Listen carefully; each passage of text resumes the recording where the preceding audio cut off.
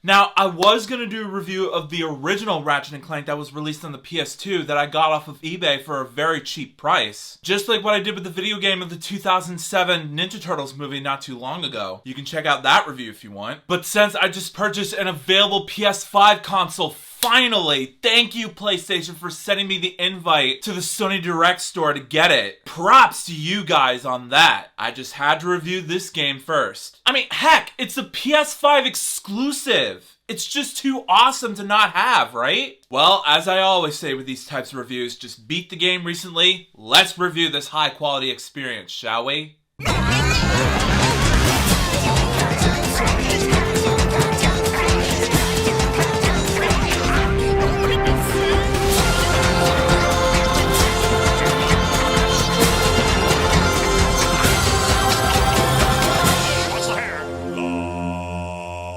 Yo, what is up, my Cinedroids? G to the S here. Today, I'm going to be reviewing the biggest PS5 exclusive experience and the standalone addition to the Ratchet & Clank franchise, Ratchet & Clank Rift Apart. About Dr. Nefarious, played excellently by Armin Shimmerman, who steals the Dimensionator and tries to use it to find a dimension where he always wins. He subsequently accidentally damages the fabric of space and time. After traveling through several dimensional rifts, Ratchet, played by my boy himself from both the 2007 Ninja Turtles movie and the Clone Wars television series himself, James Arnold Taylor. Clank, played perfectly by David Kaye, and Dr. Nefarious, eventually arrives in a dystopian future under Nefarious' rule. The three are separated, with Dr. Nefarious ending up in a command center where he is addressed as Emperor, while Clank meets a Lombax named Rivet, played excellently by Jennifer Hale, who appears to already know Dr. Nefarious as Emperor Nefarious, played wonderfully by Atkin Downes. You'll get to see him once you progress through the game. No spoilers. Meanwhile, Ratchet wakes up alone and sets out to find Clank. Now, first off, let's get the obvious out of the way. The graphics in this game, when it comes to the cutscenes, seamless gameplay, and in-game cinematography, looks amazing! If I can put it this way, it's like if both PlayStation and Pixar collabed together to make an early 2020s animation-style first-person shooter video game for families. Again, that's the best I can describe it. It's just that beautiful to look at. Even when it comes to the gameplay controls and the impressive haptic feedback on the PS5 controller, it feels so smooth and responsive at the same time. Like, for example, from the title menu screen of the game to when you get to start playing the game and on. Not only are the gameplay controls very comfortable to play, but I put this game on performance mode, which puts the game in 60 frames per second, including the ray tracing. It looks and feels so great. Even when it comes to the game's action sequences, the adaptive triggers feel like I'm actually shooting somebody down and progressing through. It's like I'm playing an animated movie right in front of me, which is very well executed.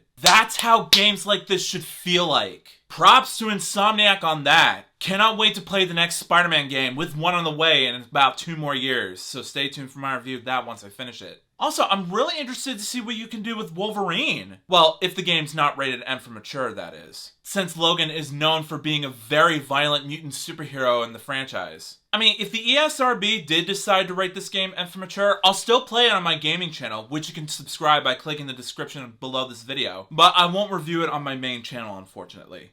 So, fingers crossed, I hope it's rated T for teen, but we'll cross that bridge once we get to it, right? Anyways, point is, the game looks and feels phenomenal. Keep up the impressive work, guys. Also, the game's screenwriting in terms of both story and plotline also feels creative. I mean, if you guys want to say that it's based off the Ratchet & Clank franchise, you're half right. It mainly focuses on telling a new standalone story that takes place in the same universe. But what I love about this title is that it doesn't rehash the same elements from the previous games. Even though I only have one of the older games that was released on the PS2. Since there are so many of them out there, I might not be able to catch up, but I will try my best. But still, this game is sparking with creativity throughout. Even the characters are well developed. And in terms of direction coaching from 3 guys, Brian Horton, Marcus Smith, and Mike Daly is how you pronounce it? Anyways, they did an incredible job picking the right people to portray their characters that fit their personalities. James Arnold Taylor, of course, deserves the due credit for his portrayal of the main protagonist of the game, Ratchet. David Kaye does a great job at portraying his robot sidekick, Clank. Jennifer Hale did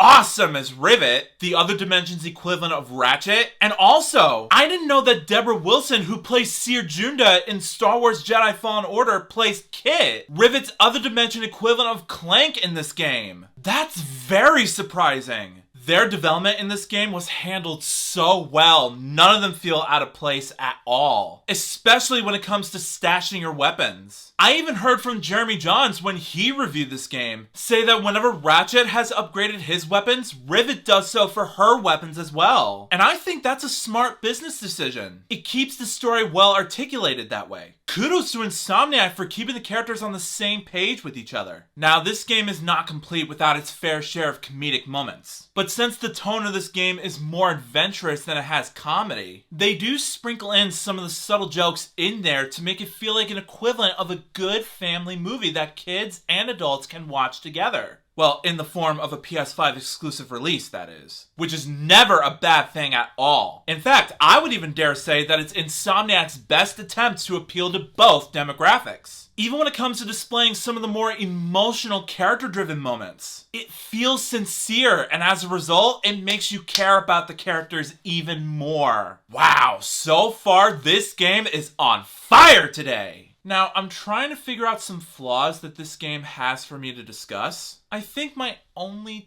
tiny complaint with this game is that Pierre, the pirate leader, he does come across as a cheesy Shakespearean actor at times. But at the same time, he's also a very funny character, so I don't have any other complaints about him whatsoever. So yeah, guys, in the end, sorry if this seemed like a lengthy review, but I had a ton of things to say about Ratchet & Clank Rift Apart. It had everything I ever wanted in a video game like this. Action, heart, good comedy, adventure, and the charm that this game is known for. Who could ask for more, am I right? And as a result, I rate Ratchet & Clank Rift Apart a solid 5 out of 5 stars. I hope you guys who are watching this review right now, if it's restocked at a retail store near you, get yourself the PS5. Choose whichever version of the console you want, digital or physical. If it's out there in your local retail store, get it for yourselves. It's worth it. So Ratchet & Clank Rift Apart. Have you guys played it? If you guys purchased a PS5 right now, and if you still haven't played it, what the heck is wrong with you? It's out now on sale, waiting for you with your name on it. Strike while the iron's hot. But for those of you who have played it, come back and let me know in the comments what you thought about it. Also, if you like this video and you want to see some more, make sure that like button shines in your face. That'll totally help me out a ton. Also, share it with your family and friends and favorite it. That's a very good way to show support for this review. Also, if you're new to my channel, make sure to subscribe and ring that bell right next to you so you can be notified of future videos that I have in store for you. Also, if you want a shout out in a future video, just follow me on both Instagram and Twitter, and I will choose one of my Cinedroids to be displayed as a shout out. The link's in the description below. And also, if you want to subscribe to my gaming channel, there's either a link in the description or at the icon card at the top right corner of your screen. Go over there, subscribe, and let's just have fun together. But until then, I'll see you next time.